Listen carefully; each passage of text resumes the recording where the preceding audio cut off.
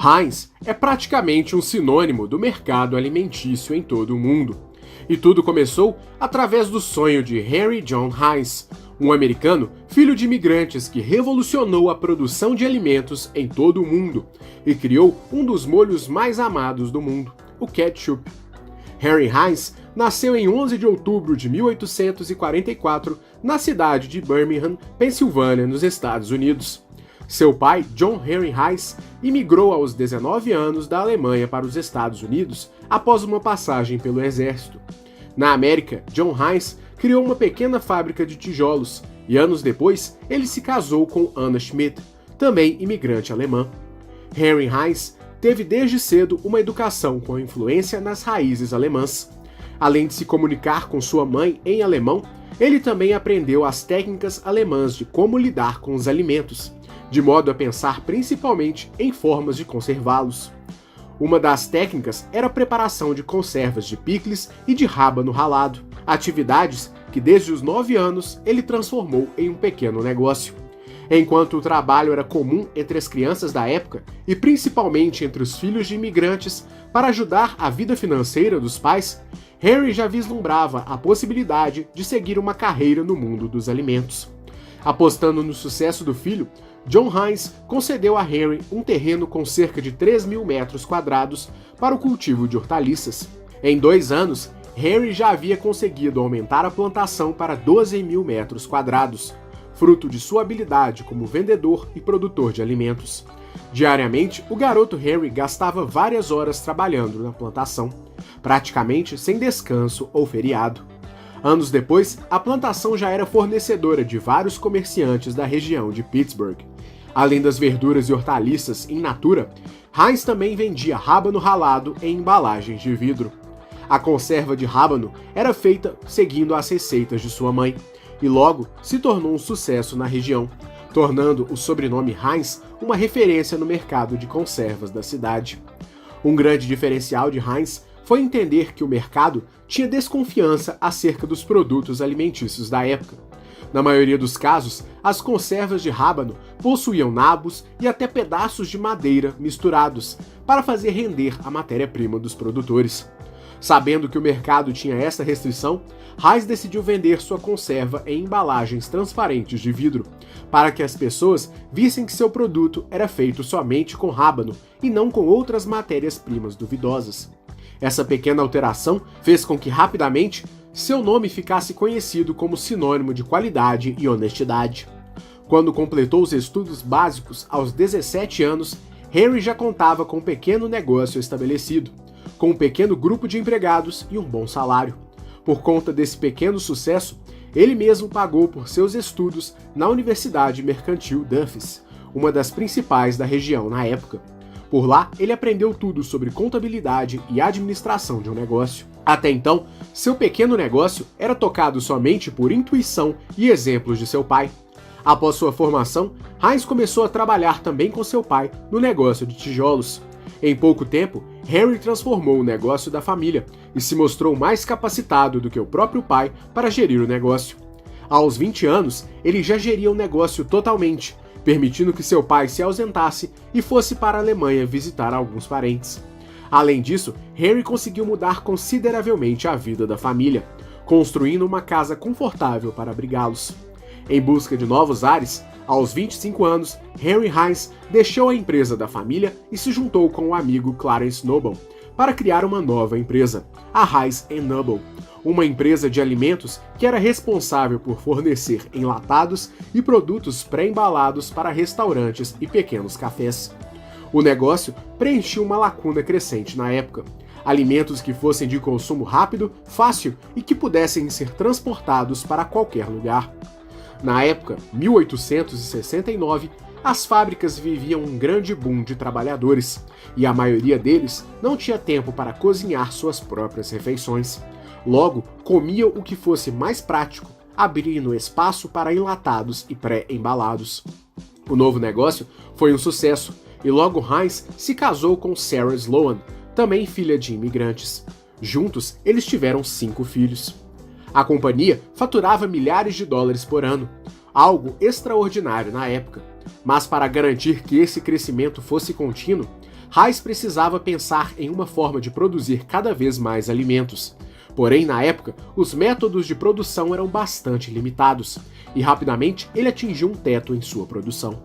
Como quase não havia maquinário, os recursos eram limitados à capacidade manual de seus empregados e ao espaço da fábrica até então. Primeiro, visando mais espaço, Henry assumiu a antiga casa da família, que ficava em uma região agrícola, e integrou o espaço à sua antiga fazenda. Depois, ele convocou várias vizinhas locais que eram em sua maioria donas de casa, que também eram imigrantes alemãs, tais como sua mãe. Além de recrutar mão de obra da região, ele também firmou acordos a preço fixo para comprar os estoques das fazendas locais, com o intuito de suprir as necessidades da fábrica. As atitudes garantiam um esforço conjunto de produção e blindaram a fábrica acerca das variações climáticas de cada estação. Como o preço acordado com os fazendeiros era fixo, os custos de Heinz se mantinham fixos independente da época do ano ou da safra colhida, o que era um enorme diferencial, já que o preço das hortaliças variava muito de acordo com a estação do ano.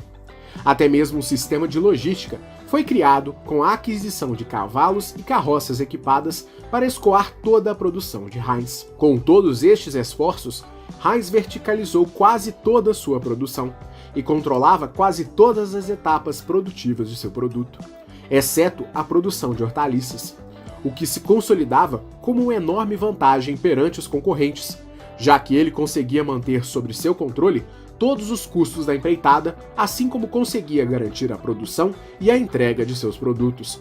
Toda essa estrutura garantiu tempos de bonança e prosperidade para Heinz, Noble e seus familiares. Tudo mudou quando, em 1875, a safra de pepino teve um enorme aumento, forçando Heinz a comprar todo o estoque dos produtores locais. O pepino era um dos principais ingredientes da famosa conserva Heinz, um de seus principais produtos. A quantidade foi tão grande que Heinz teve que pegar um empréstimo bancário para ter o capital de giro necessário para arcar com a superprodução.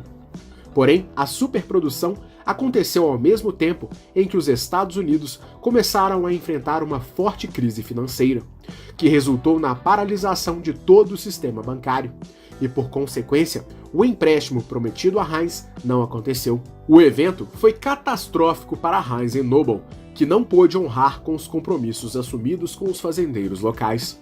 E por conta disso, a empresa figurou em um rol com outras 5.000 empresas que foram à falência devido ao colapso bancário.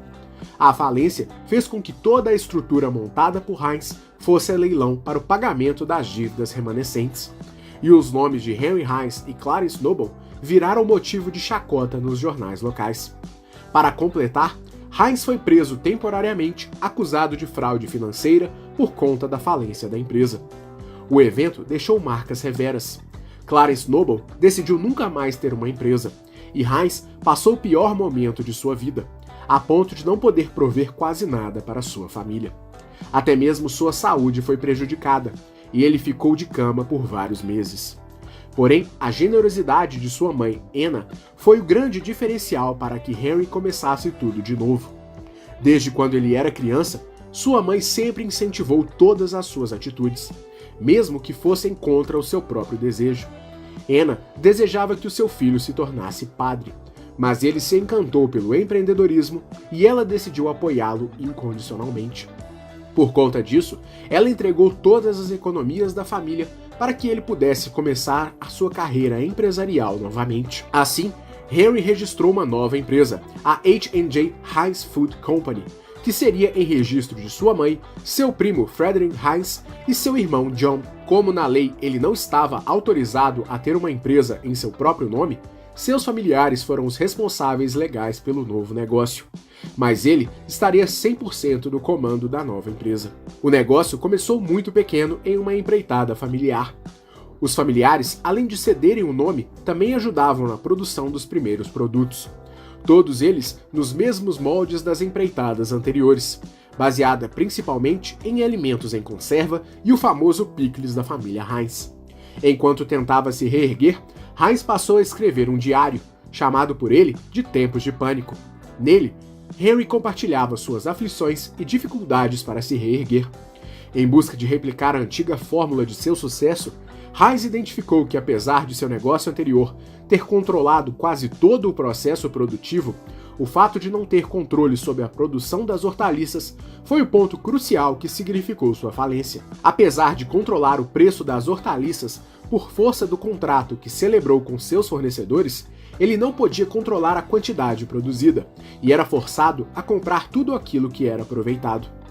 Porém, dessa vez, ele controlaria literalmente todo o processo produtivo, e caberia a ele e sua família a produção das hortaliças, dos alimentos industrializados e da entrega dos produtos. Entretanto, o plano que parecia perfeito também enfrentou dificuldades. Como sua produção era pequena, ele não conseguia manter os preços competitivos no produto final, já que o seu custo para a produção de hortaliças era maior do que o de seus concorrentes. Foi assim que ele decidiu posicionar os produtos da nova Heinz em um patamar mais alto do que os demais. E para isso, ele decidiu investir na qualidade dos produtos, de forma que ele pudesse justificar o fato de ter um produto mais caro do que os demais, e dar ao mundo a resposta de que Heinz era mais caro, porém melhor. Com esse foco na qualidade, que Henry passou a experimentar novos produtos e matérias-primas. O objetivo era criar produtos únicos, exclusivos, para não ter de enfrentar a dura concorrência da época. Outro ponto importante era o momento do mercado alimentício nos Estados Unidos. Na época, não havia nenhum tipo de padrão de segurança alimentar, ou sequer um protocolo para os alimentos. Todo tipo de comida podia ser vendido e não necessariamente o que era vendido era próprio para o consumo. Além de produtos vencidos, estragados ou até podres, como carnes, ovos, frutas e legumes, o cliente jamais sabia o que realmente estava comprando. Era comum o uso de artifícios para mascarar a qualidade ou a quantidade dos produtos da época. Leite rendido com água e corante, cereais com insetos, conservas com lascas de madeira, quase toda a artimanha estava presente no mercado alimentício. Além disso, quanto mais pobre fosse o consumidor, maiores eram as chances de ele só conseguir comprar alimentos de procedência duvidosa, ou muitas vezes praticamente inviáveis para o consumo. Dessa forma, os molhos e condimentos se tornaram extremamente populares no mercado americano. Molhos de todo tipo começaram a surgir, feitos das mais diversas fontes e influências, desde molhos asiáticos à base de soja ou peixe, até molhos feitos com vegetais tradicionais locais, como o aipo, por exemplo. Porém, até mesmo os molhos, em sua maioria, não eram de procedência totalmente segura, e muitas vezes tinham acréscimo de outros elementos para terem um volume maior. Diante desse cenário caótico de mercado, Heinz pensou em criar algo novo que pudesse estabelecer seu nome como a referência de um único produto, e que ao mesmo tempo pudesse preencher a lacuna de um produto que pudesse ser consumido com os mais diversos tipos de alimentos, e que ao mesmo tempo pudesse ser estocado por um longo período de tempo. Com esse foco, Heinz passou a plantar tomates, em busca de criar um produto novo. Até então, o tomate era de certa forma mal visto nos Estados Unidos, principalmente pois o ex-presidente George Washington quase foi envenenado com um prato feito de tomates. Além disso, algumas espécies de tomate eram venenosas, e para completar, era comum que molhos feitos à base de tomate contivessem tomates verdes ou podres, que poderiam causar sérios problemas para os consumidores. Por conta destes fatores, havia muito medo em consumir produtos à base de tomate. Heinz conhecia muito bem o preparo de molhos à base de tomate por conta da influência de sua mãe, que tinha um leque de receitas com tomates advindas da culinária alemã. Além disso, Henry conhecia muito bem sobre conservação de alimentos, principalmente por conta dos picles da família, que eram o carro-chefe de seus negócios. Nessa pesquisa, Heinz escolhia pessoalmente os tomates de sua fazenda, buscando criar a melhor base para um molho à base de tomates. Depois de vários testes, ele fez uma mistura de alho, cebola, açúcar e vinagre, com inspiração nas conservas que já costumava fazer. A partir da mistura destes ingredientes, acrescidos de especiarias, Henry Heinz chegou à receita do molho que hoje conhecemos como ketchup. O molho era versátil e podia ser usado para o preparo de diversos alimentos. Poderia ser servido com carnes, massas, legumes e o que mais o cliente desejasse. Ele também tinha um bom prazo de validade, fruto da adição do açúcar e do vinagre. o que também permitia que ele fosse estocado por um longo período de tempo, facilitando o seu transporte para várias localidades sem prejuízo. Os primeiros testes foram um sucesso e Heinz tinha em suas mãos o seu produto definitivo e até então exclusivo. E mais do que isso, aquele que seria um dos maiores símbolos americanos. Para adentrar o mercado, Heinz combinou todos os seus aprendizados. O ketchup era vendido em embalagens transparentes de vidro, para que os clientes pudessem ver que o produto era íntegro e totalmente uniforme. Além disso, todos os molhos seriam vendidos com tomates da plantação de Heinz, de modo que ele pudesse controlar os custos, o volume e toda a produção do novo molho.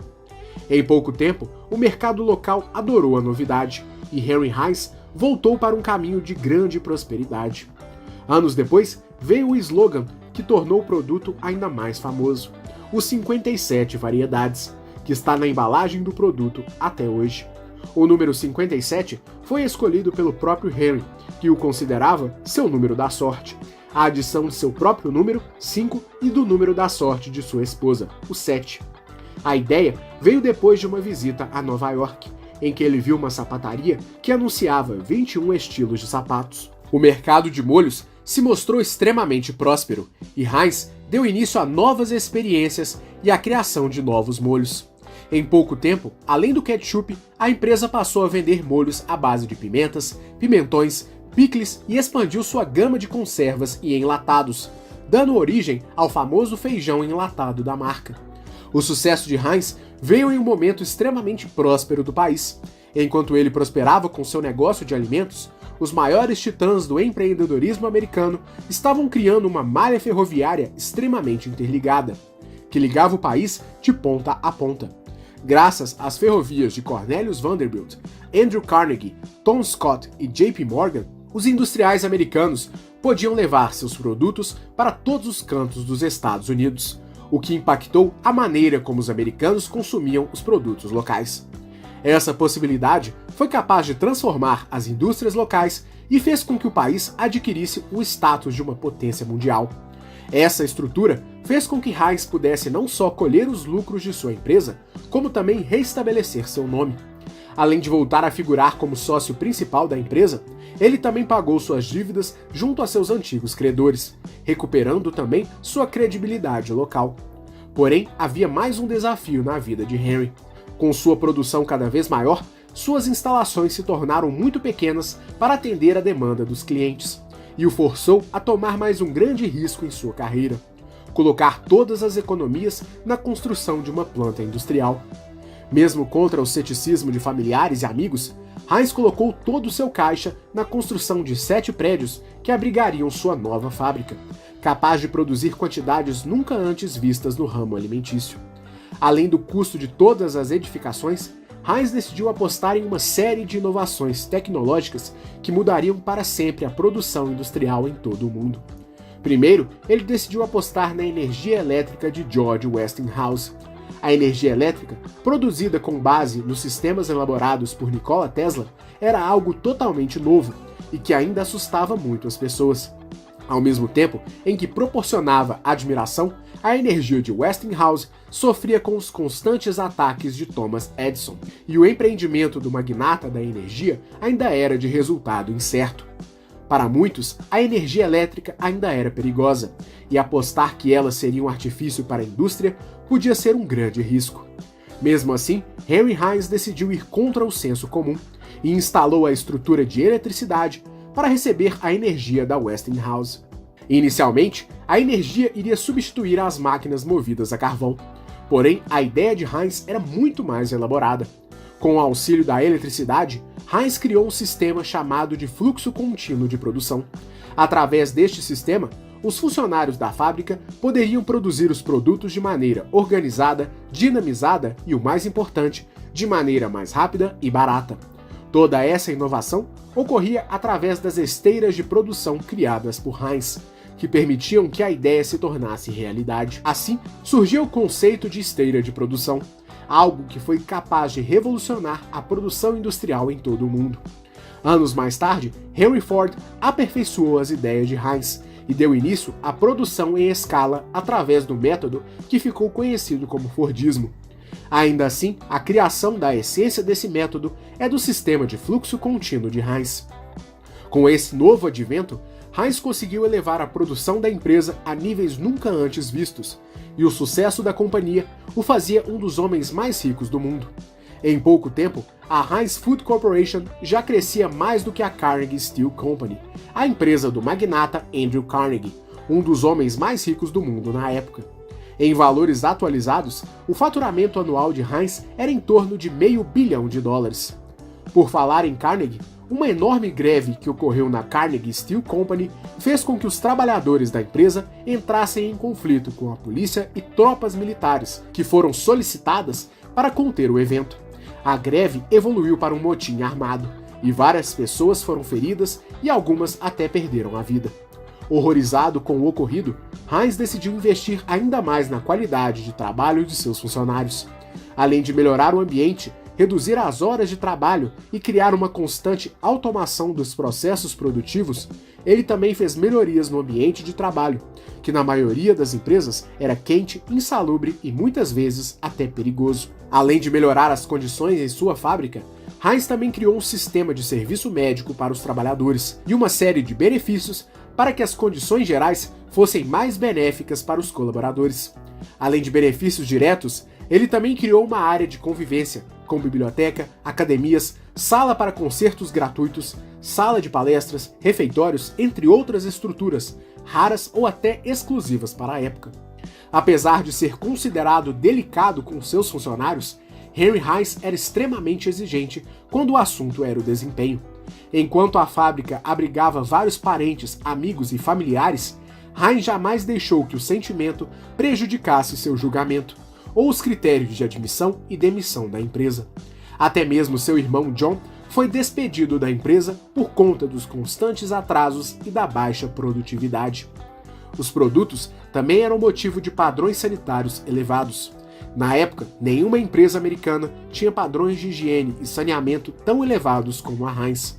E esse cuidado era replicado em todas as etapas produtivas, desde o cultivo das hortaliças até a entrega dos produtos embalados. Henry Heinz também foi um dos principais lobistas para a criação do Pure Food and Drug Act em 1906, uma regulação que foi fundamental para a padronização e a criação de um nível mínimo de higiene para os alimentos dos Estados Unidos. Depois de investir fortemente na produção dos itens Heinz, Henry também viajou o país mostrando seus produtos e criando pontos de vendas da empresa. Em cada um deles, o cliente podia provar cada um dos produtos da empresa.